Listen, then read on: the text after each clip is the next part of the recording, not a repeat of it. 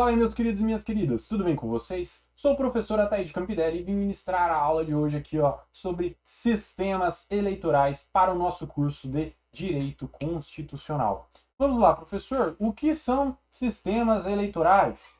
Os sistemas eleitorais, eles são mecanismos de organização da eleição, ou seja, aqueles que ditam as regras do jogo eleitoral e que transformam o número de votos em mandatos políticos. Eu e você vamos lá e depositamos o nosso voto em alguma pessoa, em um candidato. E o sistema eleitoral fica responsável por transformar este nosso voto naquele candidato em cadeiras, em mandatos políticos, perfeito? Quais são os sistemas eleitorais existentes? Olha só, temos o sistema majoritário, o sistema proporcional, o sistema distrital e o sistema misto.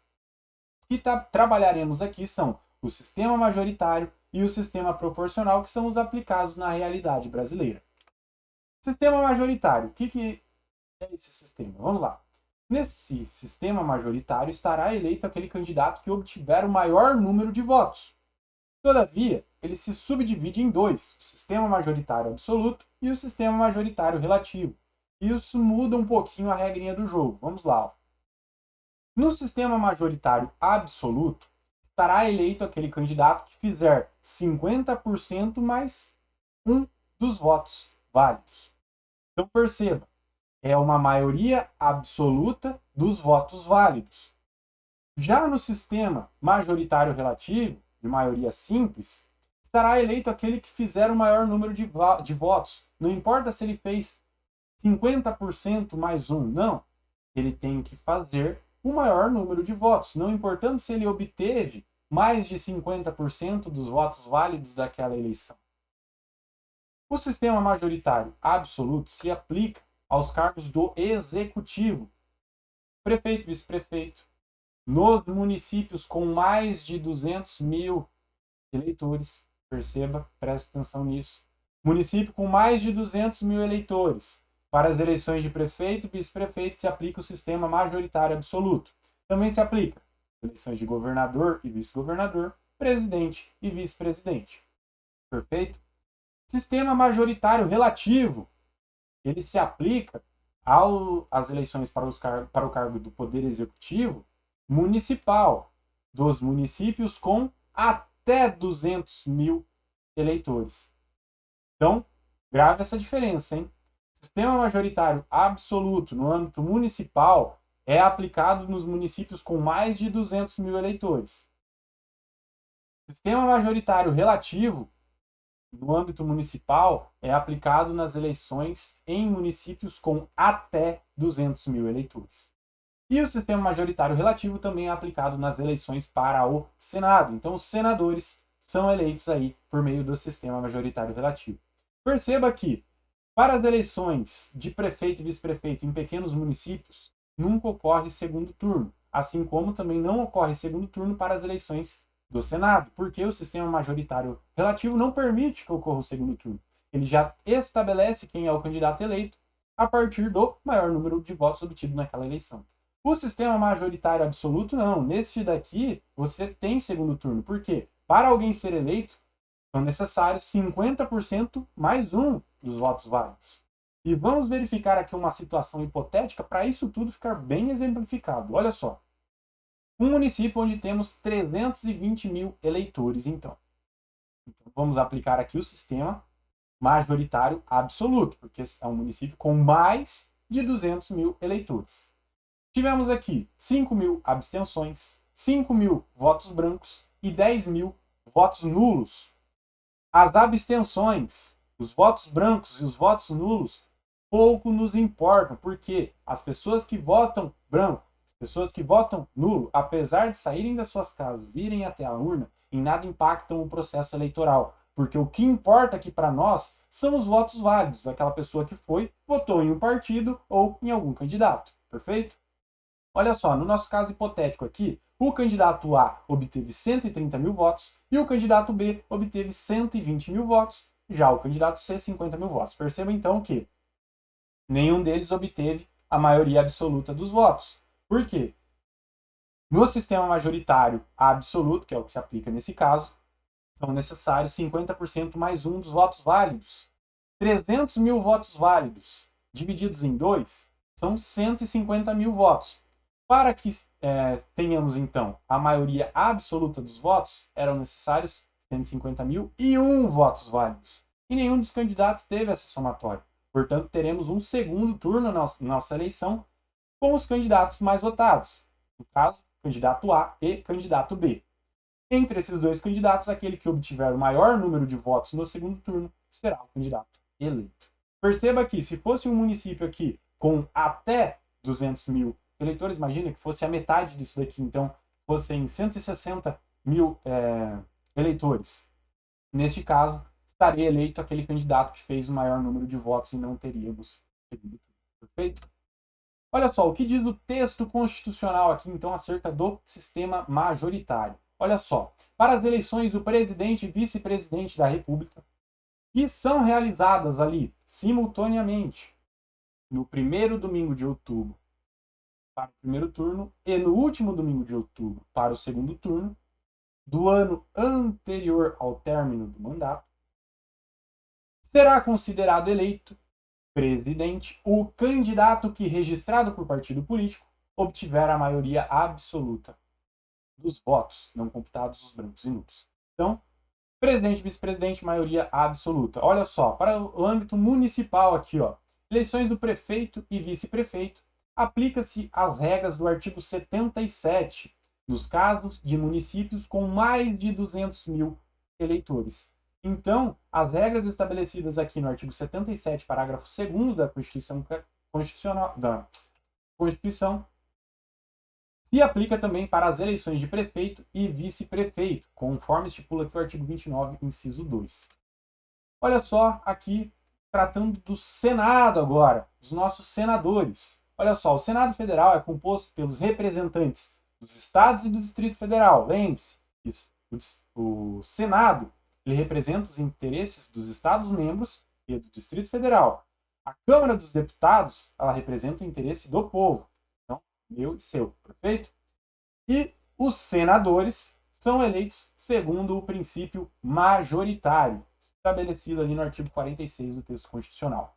Olha só, vamos então aqui trabalhar agora o sistema proporcional. Já trabalhamos o sistema majoritário, onde o sistema majoritário absoluto se aplica aos casos do Poder Executivo, presidente, vice-presidente, governador, vice-governador, prefeito e vice-prefeito dos municípios com mais de 200 mil eleitores. O sistema majoritário simples se aplica às eleições para o Senado e também para nas eleições municipais ali de prefeito e vice-prefeito dos municípios com até 200 mil eleitores. Perfeito? Vamos lá agora. Sistema proporcional.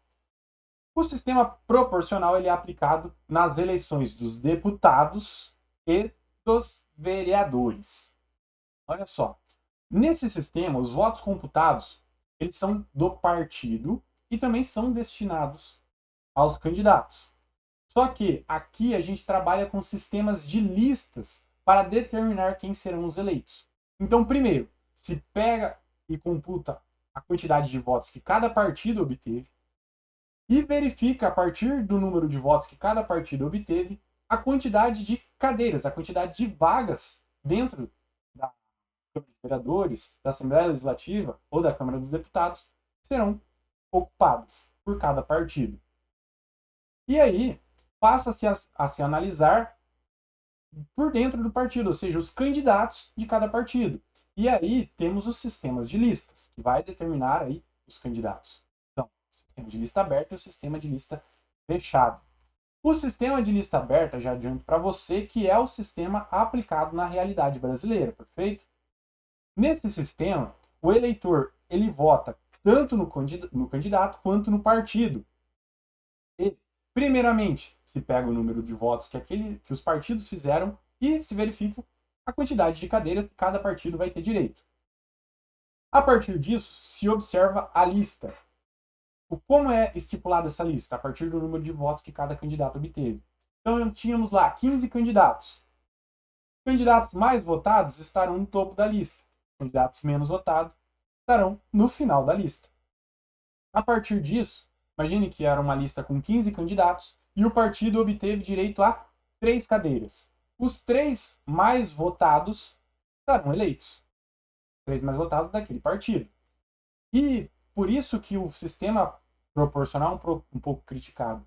Porque aqui é possível que um candidato que fez um número maior de votos não seja eleito justamente em razão desse sistema proporcional, onde se soma a quantidade de votos obtida por cada candidato que vai para o partido e determina o número de cadeiras ali. E por isso também no sistema proporcional é corriqueiro a gente ver os famosos puxadores de votos. Aquelas pessoas normalmente muito conhecidas, pessoas públicas, que se candidatam somente para fazer um número exorbitante de votos e se eleger e eleger mais um grande número de pessoas com elas às vezes. Mais de 1 milhão de votos vários candidatos fizeram ali para as eleições federais. Olha só, já o sistema de lista fechada é um pouquinho diferente. Nesse daqui, o eleitor vota no partido e o partido, previamente à eleição, divulga uma lista com os candidatos. E essa lista já estabelece a ordem dos candidatos. Então imagina que tivéssemos 15 candidatos, candidato 1, fulano de tal, candidato 2, fulano de tal. E aí esse partido aqui, na situação hipotética, teve direito a 2 vagas. Os 2 daquela lista serão os eleitos. Perceba então que aqui pouco importa a quantidade de votos que o candidato fez, que importa o número de votos do partido, e a partir do voto do partido, a lista é fechada e determina quem são os eleitos. Já no sistema de lista aberta, tanto importa o voto do partido quanto o voto que cada candidato fez. Perceba? Apesar de ser a mesma coisa, existem 2 momentos onde esses votos são utilizados. Um, para calcular a quantidade de vagas que cada partido vai obter. 2, para estabelecer quais serão os eleitos. Olha só, aqui dentro do sistema proporcional, a gente precisa ter em mente também o quociente eleitoral e o quociente partidário. O que é isso? Vamos lá. Isso daqui são as regrinhas para calcular também o número de cadeiras que cada partido vai obter. O quociente eleitoral nada mais é do que o número de votos válidos daquela eleição dividido pelo número de cadeiras que estão sendo disputadas. O quociente partidário é o número de votos válidos de determinado partido dividido pelo quociente eleitoral. O saldo obtido aí é o que vai resultar o número de cadeiras de cada partido. E se por acaso houver sobra de vagas, o que é possível, e a gente vai ver num caso hipotético que eu vou mostrar para vocês daqui a pouco. Olha só, caso sobre alguma vaga a partir da conta do quociente eleitoral e quociente partidário, você pega o número de votos válidos do partido, pega o número de votos de vagas que aquele partido já obteve a partir do quociente partidário, soma 1 e divide. Aquele partido que obtiver um número maior dessa divisão terá direito à cadeira remanescente. Vamos lá trabalhar um caso hipotético aqui então. Imagine que em um pequeno município com 9 vagas de vereadores existem 3, coloquei errado ali, perdão, são 3 partidos que vão disputar a eleição. O partido A, o partido B e o partido C. Foram contabilizados nessa eleição 6.300 votos, sendo 300 votos nulos, 600 votos nulos, 300 votos brancos e 5.400 votos válidos. Lembra lá do que eu já disse? Voto branco e nulo pouco importa para a gente. Então, vamos trabalhar aqui com os nossos votos válidos, 5.400. O partido A somou 2.400 votos válidos, o partido B somou 2.200 votos válidos e o partido C somou 800 votos válidos. A partir dessas informações, então, vamos calcular o nosso quociente eleitoral e o nosso quociente partidário. Olha só, quociente eleitoral, como já disse, votos válidos dividido pelo número de cadeiras, votos válidos da eleição dividido pelo número de cadeiras que estão sendo disputadas naquela eleição. Nesse caso que estamos analisando, os votos válidos são 5.400 e o número de cadeiras que estão sendo disputadas são 9. Nosso quociente eleitoral, então, 600, perfeito? O quociente partidário, pegamos o número de votos válidos de cada partido e dividimos pelo quociente eleitoral que obtivemos. Então, olha só, 2.400 votos válidos que o partido A somou, divididos pelo nosso quociente eleitoral, que é 600, dá a ele um quociente partidário de 4. E, então, dá direito a ele a 4 cadeiras. O partido B somou 2.200 votos válidos, que, divididos pelo nosso quociente eleitoral, que é 600, dá a ele direito a 3 cadeiras, quociente partidário de 3. Partido C somou 800 votos válidos, que dividido pelo nosso quociente eleitoral, que é 600, dá ele direito a uma cadeira. O número quebrado aqui pouco importa para nós nesse momento. Mas perceba aqui que eu tinha falado com vocês sobre a vaga remanescente. Por quê? O partido A teve direito a 4 cadeiras, o partido B teve direito a 3 cadeiras e o partido C teve direito a uma cadeira. Isso somado são 8 cadeiras, mas a nossa eleição está sob pleito aqui 9 cadeiras. Então, e essa cadeira remanescente? Como é que a gente vai resolver isso? Olha só, caso haja sobra de vagas, pegamos o número de votos válidos do partido e dividimos pelo número de vagas obtidas mais 1. Quem alcançar o maior resultado é o partido que ficará com a vaga remanescente. Perceba só, os votos válidos do partido A, 2.400, do partido B, 2.200, do partido C, 800. O quociente partidário do partido A foi 4. O quociente partidário do partido B foi 3. E o quociente partidário do partido C foi 1, que são os números de cadeiras que cada um já obteve direito. Perceba então que a gente vai somar 1 ao quociente partidário de cada um desses que já obtiveram cadeiras. Então, olha só, o partido A teve 2.400 votos válidos, que divididos pelo quociente partidário, que foi 4, somado 1, dá o resultado de 480. O partido B teve 2.200 votos válidos e teve um quociente partidário de 3, somado 1, 550. O partido C teve um quociente partidário de 1 e teve 800 votos válidos. Então, uma cadeira que ele tinha direito mais 1, que é a nossa regrinha, 800 divididos por 2, 400. Perceba aqui, então, que o partido que obteve o maior número de votos foi o partido B, que obteve 550 aqui da nossa somatória. Neste caso, nessa nossa eleição hipotética, o partido que irá levar essa outra cadeira é o partido B aqui, ó, que já tinha direito a 3 cadeiras e foi o que teve o maior resultado aqui dessa nossa somatória. Portanto, o partido A terá direito a 4 cadeiras, o partido B terá direito a 4 cadeiras também, e o partido C terá direito a uma cadeira. Perfeito? Espero que tenha ficado claro aí e bem exemplificada essa situação sobre sistemas eleitorais, que é um tema que abomina aí uma galera. Convido você a, se quiser aprender mais sobre direito constitucional, me siga lá na minha rede social, ataide.campidelli. Diariamente posto várias coisas lá sobre direito constitucional e convido você também a seguir a Fonte Underline do Direito, minha página onde compartilhamos dicas de todos os ramos do direito e eventualmente algum meme, alguma brincadeira lá com você também, perfeito? Então, me siga aí nas redes sociais, um abraço para você e até mais!